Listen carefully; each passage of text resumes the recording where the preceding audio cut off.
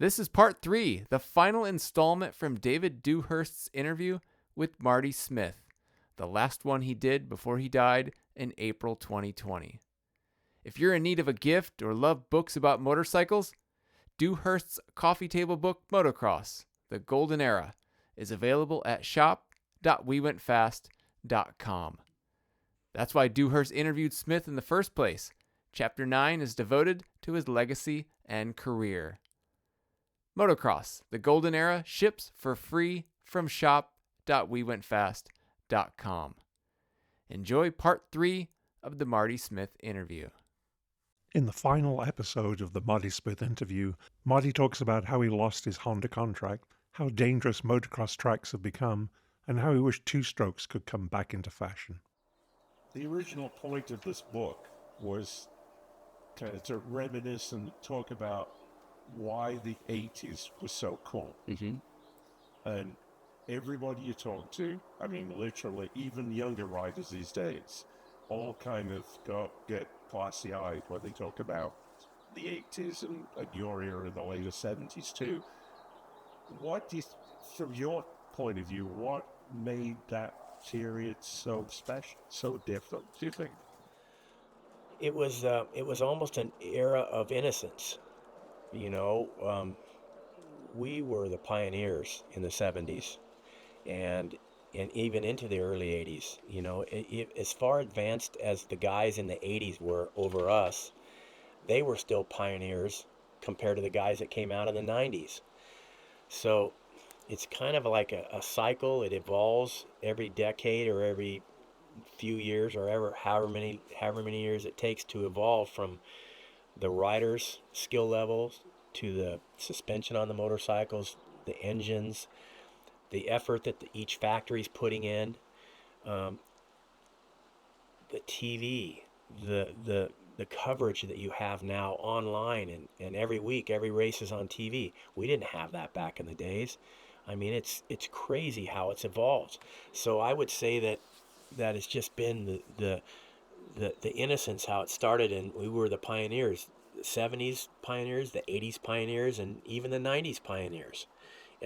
All these guys are pioneers, and now we're into the 2000s. We're up 2020s in 2 months. Are you kidding me? 2020. It was over 40 years ago that I started winning my first championships. It's like, wow. And I'm a big fan. I'm a big fan of the sport. What I'm not a fan of is how dangerous the tracks have turned into. I'm not a big fan of that. I'm not a big fan of these crazy rhythm sections that they're putting in, and some of the jumps and the downsides are damn near straight up and down. These guys got to just be so precise. And these guys nowadays, they're really technical, and they have to be technical, but I would like to see them tame these tracks down a little bit, because, David, if you look at the last 10 years, a third of the top riders are hurt by halfway through the season. Why is that? Well, it's because the tracks are out of hand. The bikes are so good, and they're making the tracks so gnarly that these kids have to do crazy things on these motorcycles to be competitive and to win. And they're riding out of their comfort zone.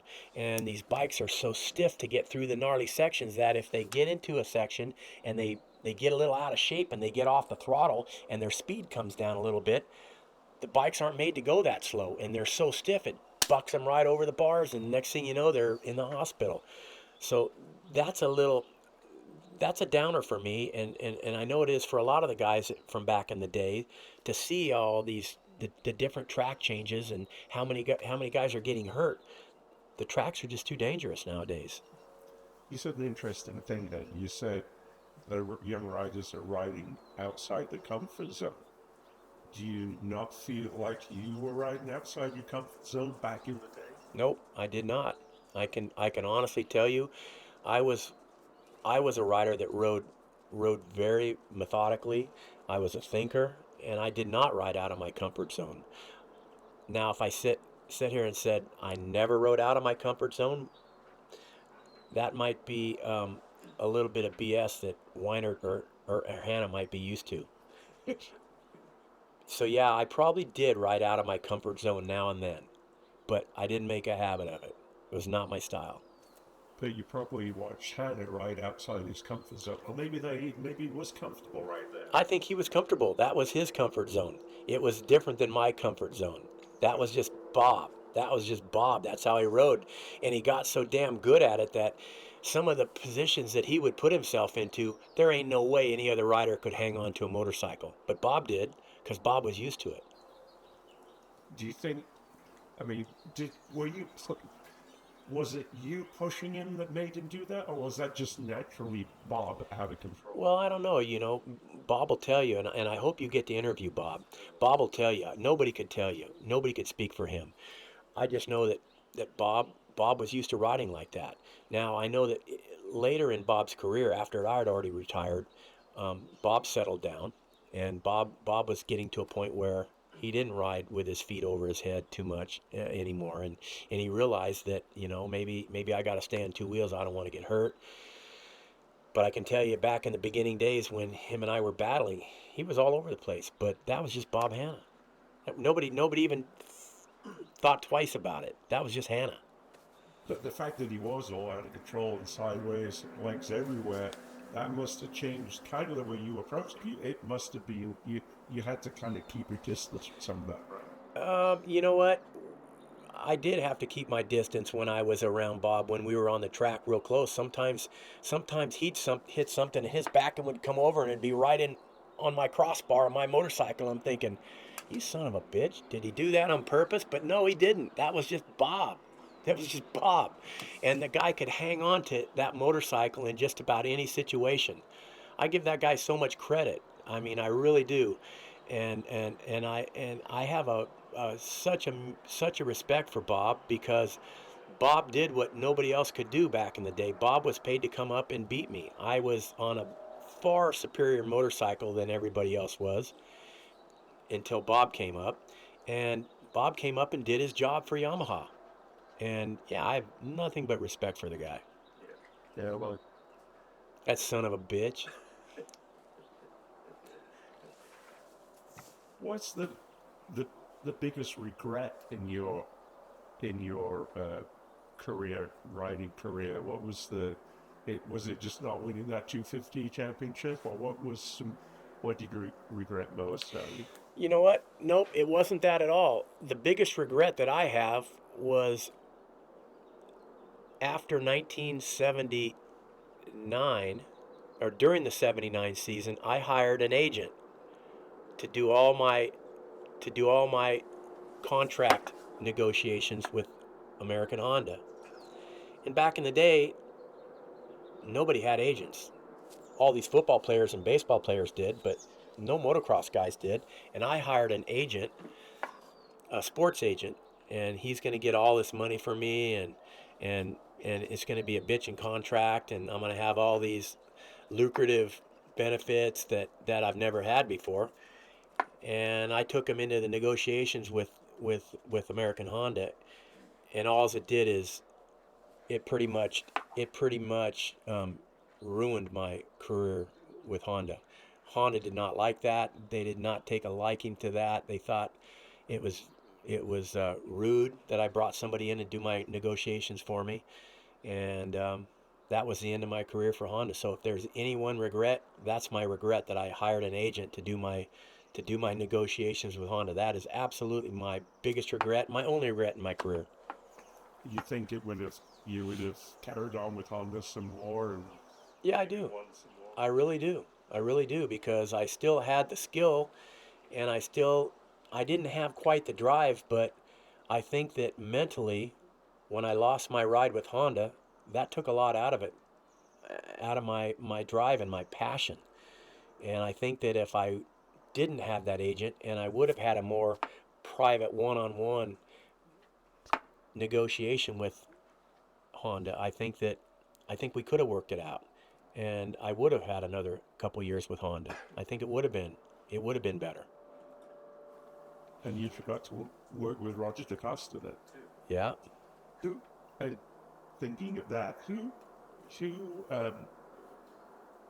taught you the most? During your career, who did you learn from? Who was the guy that you look back on and say, showed me a lot of stuff? You know, David, I learned a lot from every other guy that was out there. I can't pinpoint one guy that I learned from. Um, our era of motocross, there was so many fast guys. There was 15 guys that could win on any given day. You're talking Howerton, Stackable, Semix, Croft, Tripes, Ellis, Hanna. I mean, the list goes on and on and on. And excuse me if I didn't mention your name out there. You guys know who you were. There was 15, maybe even more guys that could win. And I'd watch these guys each week, and I learned from every one of them. I learned from every one of them, whether things to do or things not to do. Um, yeah, I can't say that there was any one guy that made an impact on my life, my career. No. But what about riding in Europe? Did that teach you anything that you didn't already know? Taught me that I never want to go back to Europe again. I didn't like it over there. I didn't like the food. I was too young. I didn't mature enough. While I was there. Go get him. Must be Hannah down there trying to get in and sneak in this interview. You know what? There was I didn't like the food. We were struggling with our bikes in '76. And I was homesick when I got there. I had to bring my back then girlfriend, my now wife, I had to bring her over there to settle me down. And I don't see how she put up with my annex over there. I was just a big baby. I hated the food. I did nothing but complain. So, yeah, I didn't like Europe. But you must have learned something from riding the tracks and be against different guys. Yeah, I learned that that besides Joel Robert, Roger DeCoster, there was a whole lot of other Europeans that were really good. You know, there was a lot of guys. I mean, there was guys I was riding against from Japan, from England, from Russia, from Czech. I mean, there was guys from all over the world competing in that European class in the GPs, and I learned how they were so friendly. It wasn't these guys that I thought were going to be so mean and going to take me out in the first turn. These guys were super cool. They were playing Frisbee during the week. And I remember one time Nancy and I went from our home base, Honda's home base in Germany, and we went over to the other side of, I believe it was East Germany, and got on a boat, and we're going to go across the Black Sea or the Baltic Sea, one of those seas, and get over into the to Finland. We were going to land in Finland, and we were going to race the next GPs in Finland and in Norway. And we got there to the boat dock, and I see all the Russian guys out there and the Czechoslovakian riders. They were all out there and they were playing Frisbee. And I told Nancy, I said, man, look at those guys. You know, I don't know. I was so intimidated by these guys. But by the end of the day, we were all playing Frisbee together and joking around and having a beer. It's like they were the coolest group of guys that I ever could imagine. And I was so intimidated by these guys originally, but they were just so down to earth and they were so friendly. I learned all these different cultures and how friendly they really were. It was crazy. It was bitching. Yeah, because it's interesting listening to DeCoster and others talking about, modern day motocross nations. All of a sudden we're getting our butts kicked in the motocross nations, and people say, well, yeah, because all the American riders kind of ride in a supercross style, all revs, high revs, screaming and stuff, and going in the corners a lot harder, and it's really hard braking, and Europeans are kind of changing gear, upshifting. They're flowing To the racetrack. Was it different for you back then in that same way? I mean, was there a different style of riding in Europe that you kind of picked up on? No, I think the biggest difference that I had to get used to was the tracks were quite a bit rougher in Europe. They didn't spend a lot of time grooming them. They would let them get rough for months and months and months before the GP would show up there. And then the GP, all they would do is throw some grass seed on it for a few weeks and then open the track for Saturday practice. And it was rough sons of bitches. It was rough. Way rougher than what we rode on over here. Did that help you when you came back here? Oh, yeah. Riding all these flat tracks? Oh, yeah. Yeah, absolutely. Yeah. You had to be I'm guessing you had to be fitter to ride on those rougher tracks too. I mean, physically fitter. You did, and some of the tracks kicked my asses over there. You know, some of the tracks kicked my ass. They were really rough, and you know, I had to learn to. I learned a lot. I learned a lot about motoring the bike. We struggled in '76 with that bike, though. As I said, that bike wasn't the best bike out there, so we made a lot of changes on that bike, and some of the changes we made were worse. Some were maybe better, but we didn't have a lot. We didn't have a lot of changes that would actually be advantageous to us in '76. Back in the early days of your career, well, all the way through your career, you were kind of this superstar, you know, the golden hair, whatever. I mean, you're the poster child. You became pretty much the poster child for motocross for quite a few years there. Was that something you felt pressure on? Was it something that was in any way a disadvantage to you? I don't think so. I didn't think about all the things that were going on in my career when they were going on. I was focused on my job and going racing during racing each weekend and testing during the week, practicing during the week, doing whatever I could do to be in the best shape I could be in, and physically and mentally. And I never did. I looked at all the magazines, Cycle News, Motocross Action, and Dirt Rider, all these magazines and stuff.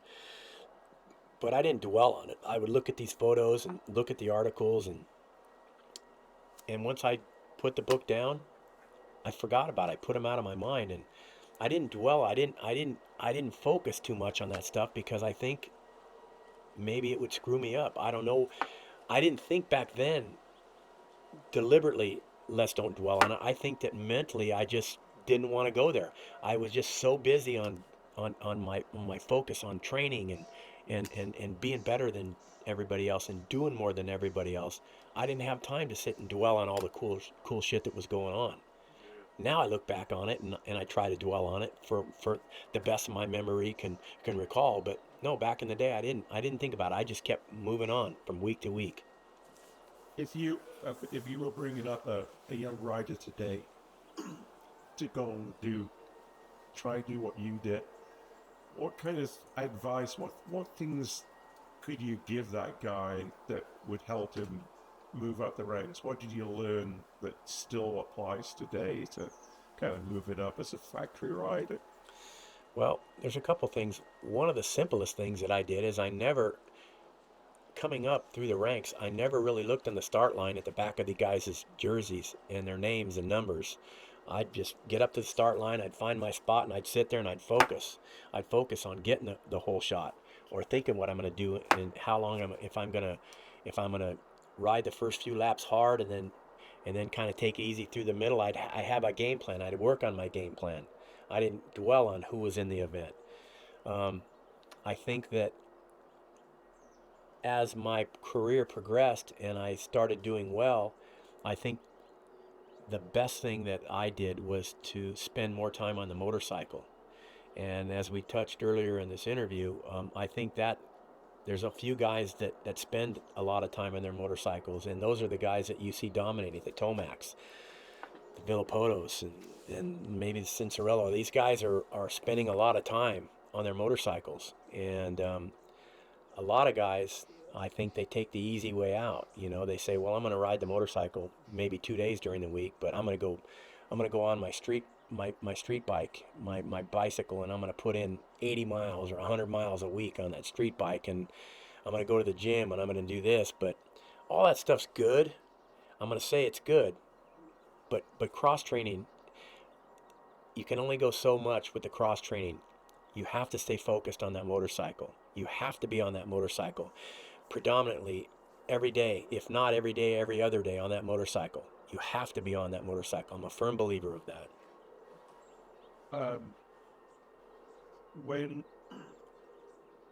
Back when you were doing this, back in the John R. days and the Dave Arnold days, did you consider yourself a development rider? I mean, did you were you mechanically and savvy enough to figure out fully to go more compression down, bigger, less rebound, all that kind of thing? You know what? That's a question you'd have to ask Dave or John R. Are you going to be able to interview Dave? I did. I have already. Yeah, I don't remember how much input I actually gave Dave. Probably not a whole lot to John R. because that was in my early days and I didn't know nothing back then. I learned as I went. But I think that as Dave and I, as our careers and our relationship evolved, I think I learned a whole lot more of the suspension, of the jetting, and how the power band was. And I had a little bit of input, but um, not as much as I would like to have had. But I think that I learned a lot as it evolved, and I think as my career came to an end, I started to learn quite a bit, and it's helped me after my career quite a bit to help kids and some of the guys that I've been teaching in motocross schools. It's helped me help those guys. Yeah. But the motocross school, we'll get into that now. What is it you go for the cameras? What is it you what's you do there? Where do you do it? How long? You know, I'm kind of getting to where I think I'm done teaching. I'm still doing a little bit, but I don't advertise. As I said, I'm pretty much retired now. We have some property. My wife's retired from the Postal Service. She's got a nice little retirement, and Give up. I want to go into what I would consider would be our golden years and just start having fun. I still am teaching a little bit. As I said, I don't advertise. I enjoy it. I enjoy it when I've got a rider that wants to learn because I have so much information I can pass on to anybody. And want to give that a minute? It's going to take a minute for that guy to get by. Yeah. So I'll touch. I don't know if you want to touch any more on that or not. Yeah, it will. It's going to be another couple minutes. They're really slow. Yeah. Let's see. Yeah. The break is why I just shut that host. And shut off. So. I'll be good. I'll restart this in a minute. These things, that's why I use the big camera. These things shut off after 30 minutes. Just like a safety, like. Well, no, it's some weird battery thing they have going. So they just switch themselves off. And you have to restart them. So yeah, normally when I'm shooting all this stuff, I have an assistant with me, but he's away right now, and I just don't know what the hell. I'll just do it on my own. Now we got a jet going in. No. Alright, here we go. Let's see what this works. So, yeah, going back to the school thing, has anybody come through your school who's gone on to do anything, special? Well, yeah, of course. Jeremy McGrath was probably my biggest notoriety guy that came through back in before his career. He was a BMX kid. He went to one of my classes. I don't know if it was Saddleback or Carlsbad, but that was back in my early days of teaching. And I've had kids like Mike Craig and Tommy Clowers and I can't even think of anybody else, but I just know that Jeremy was probably a kid that I would look up to now and say, yeah, what a good rider he was. And I'm proud to say that he came through one of my schools. That's a pretty big name to have. Pretty big name. Oh, right. Pretty big name. Can you compare riders of today with, guys at your era? I mean, has the sport changed so much that it's kind of just different now, or can you compare how good guys are with, like the McGrath, was he being successful back in your day? Well, you know what? Sometimes you get these magazines that they'll have these questions. Take the best guy out of the best couple guys out of the 70s, best couple guys out of the 80s, out of the 90s, out of the early 2000s, and put them all together on a bike. Well, how do you do that? You just don't do that. But you've got standouts in every era. They're standouts. What's the common Is there a common element? Is there some one thing that all those guys have that, makes them stand out? Yeah, it's the desire. Who wants it the most? Guy who wants it the most is probably the guy that's going to win. You can have some guys. Jeff Stanton's a perfect example. He wasn't the most naturally talented rider out there, but Jeff won some championships because he had the desire. He wanted it worse than those guys back in the day. It just depends on how bad you want it. It depends on that's general life. How bad do you want to be good at what you're doing? How bad do you want to be the best? That'll tell you who's going to be the best and how well you're going to do is show me your desire. It, when you were back when you were traveling doing the whole box fest thing, did you travel with John R. or Dave and the band, or were you flying? I flew every week. Yeah, we'd fly in on Friday, get there Friday afternoon, check into the hotel, Saturday morning, go to sign up, check the track out, hang out, cause trouble, thrash rental cars, and then go racing on Sunday and sometimes fly home Sunday, fly home Monday. So how the rental cars got trashed? Well, let's just say we ruined it for the kids nowadays. I'm surprised they can even rent cars nowadays. We would rent cars, and I remember there was this one weekend at Mid-Ohio, and me and Moats and Warren Reed, we showed up and we did our sign up at Mid-Ohio, and right next to the track they had this off-road race, and there were trucks and these weird things, weird buggy things, and just funky, anything that they could put dirt tires on, and they were racing them. So after sign up, me and Moats and Warren, we got in this Firebird or Camaro, whatever it was that I had rented, and we went over there and we jumped on the track, on this off-road track way in the back where nobody could see us, and we hopped on and we're just burning around this thing. We're slinging mud everywhere, and this Camaro or this Firebird, whatever it was just getting thrashed. And we come to the end there, and there's a security guard. He's waving his arms, and he's going, "Hey," he goes, "You what are you guys doing? You can't do this. This is a closed event, and you gotta have this, you gotta have that." And we said, "Well, wait a minute. We want to sign up. Where do we sign up?" Okay, well, so we signed up. We ended up getting a third place trophy in this Camaro or Firebird, like I said, whatever the hell it was. And there was and we got third place, got a third place trophy, and the car was so beat up. I took it to the car wash, washed it all up, and I took it back and turned it into Hertz, and made it look pristine, and told them that we weren't happy with the car and that it wasn't really operating very well. And they gave us a nice brand new car, and that's just one of the crazy things we did in rental cars. We did a lot of crazy things with those cars. We'd be driving down the freeway. I remember there's one time with me and Brock and a couple of the other guys that were riding for Honda back in, it must have been 78 or 79, and we're in, I think we were in, I don't remember, Michigan maybe. We're driving down the freeway going about 65 miles an hour in a station wagon, and I just put my foot into it, and then the car kicks down a gear and starts picking up speed, and I put it in reverse with my foot still on it, and the car starts slowing down a little bit and starts getting sideways, and the tires are burning rubber going 65 miles an hour down the freeway in reverse. And all of a sudden the car starts to get about sideways to the lane, and I jam it back down into drive, and the car goes and straightens right back out. And we're just laughing and just having a great old time, just beating the shit out of these rental cars. Had a great time. Amazing they still rent to motorcycle riders. Who was the crazy guy apart from you? As far as? Well, as far as rental cars and hotel rooms and all the other crowd, the women, whatever.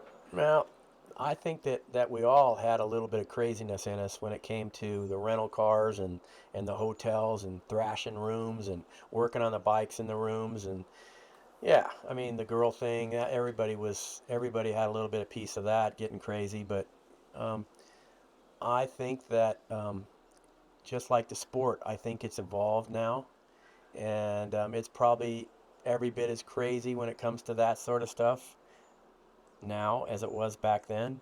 It's just a bunch of kids having fun.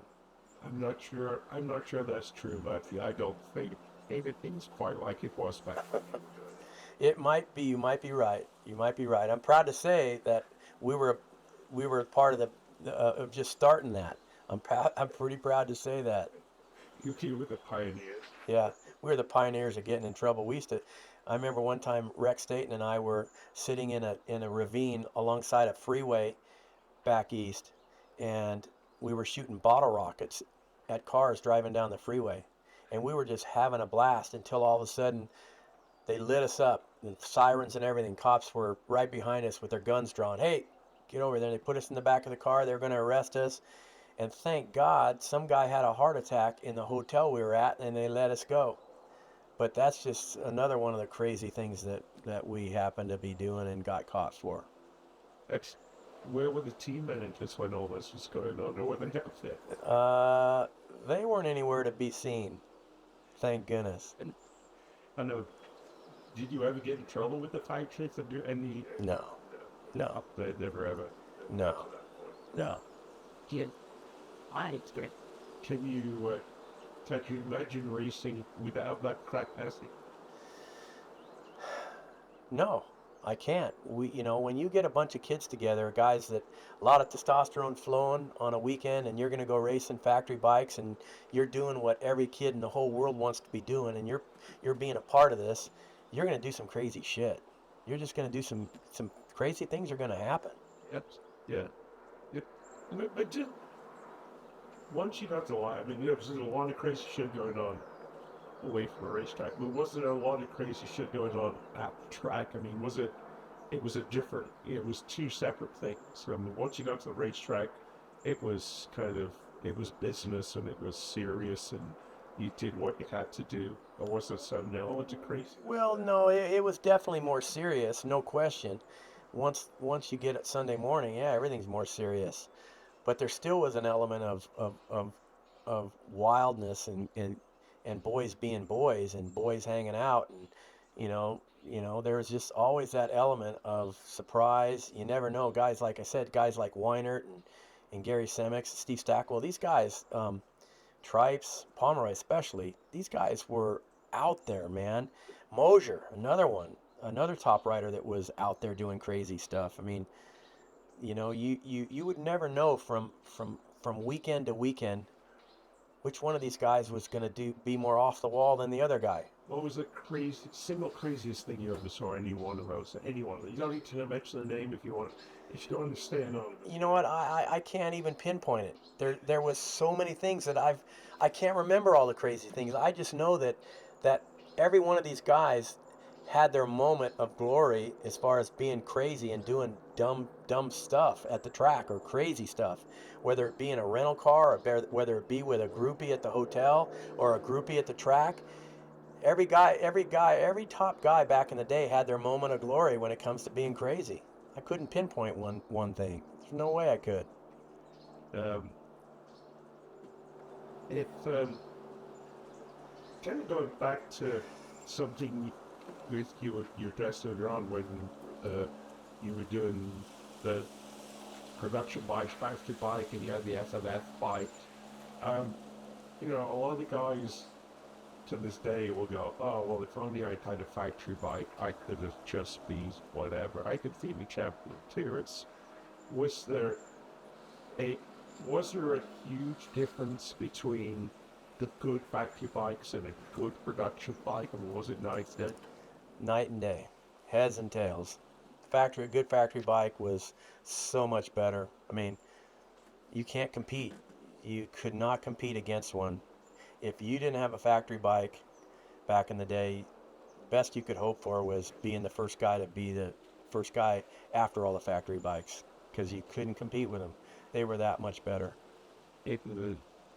Every way, suspension, motor, just unbelievable better. But if Joe Schmo jumped on the factory bike, would he be able to use that difference and be able to win? Some guys could, absolutely. There was a lot of good guys that weren't factory riders that did really well, and those guys, if you put one of those guys on a factory bike, you're going to see a new national champion maybe. But there was so many good guys, and there were so many factory riders that the factories didn't really have to step outside the box too far to find a good rider, and they weren't forced to. Whereas I think nowadays they have to kind of step out of the box. You know, there's not that many factory riders nowadays. You know, like there was back in my day. Well, why is it? Why are there less riders now? Why were there so many back then? Well, to be honest with you, I don't think the sport is as big as it was back in the day. I mean, look at how many spectators were at the Nationals and at Trans Ams and at Supercrosses. I mean, we're talking crazy amount of people at the USGPs. I mean, people could get closer to the tracks and closer to their heroes. They could go right into the pits and be as close to their heroes as you and I are right now. And they could be this close to the track. No, you can't do that. It was really popular back in the day, and it's dropped off. You know, you could attribute it to the cost of motorcycles, the expense of getting to the races nowadays. I think the biggest thing though is the cost of a motorcycle. The cost of a motorcycle is $10,000. You know, by the time the dust clears, and that's hard for a kid to do. Back in the day, we were spending $1,500, $700 on an Elsinore back in '73. You know, I know it's all relative, but still $700 or $800 for a motorcycle back in '73, '74 is a lot easier to swallow than $10,000 right now. That's a lot of money for a motorcycle. The upkeep, the maintenance, especially the 4-stroke thing. I'd like to see the sport go back to 2 strokes. Thanks for listening to the Marty Smith interview conducted for the book Motocross, The Golden Era. If you want to see images of the book and get a peek at its contents, go to shop.wewentfast.com. That's the final installment from this interview. We'll feature other interviews with other riders here soon.